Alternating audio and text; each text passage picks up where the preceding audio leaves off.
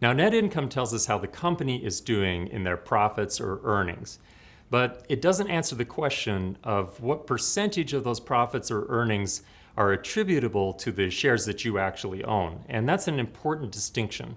So the number that we're going to use to evaluate the company's performance on a per share basis is called earnings per share.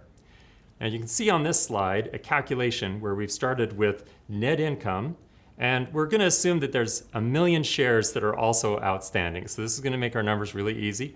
If we divide the number of shares outstanding into the total net income for the company, again here let's pretend we're using the worst number that was available off of the income statement, then that tells us that we made earnings per share, which I have abbreviated there as EPS, of $1.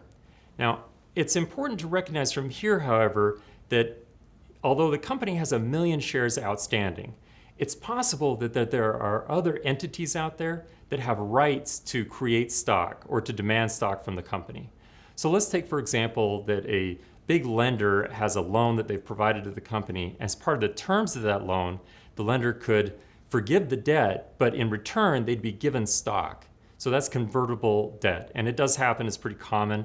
So what we're going to assume is that anything that could be turned into stock, so anything that could be exercised, whether it's employee stock options or warrants or maybe convertible debt, that actually has been converted into stock, and we're going to assume that all those shares that could be created are outstanding. So in my example here, we'll say that has increased the number of outstanding shares from 1 million shares to 1,250,000 shares. Now that's going to give us a much more accurate view of what our earnings per share number is, which we're going to be using for our calculations and to evaluate the fundamental or the financial soundness of the company.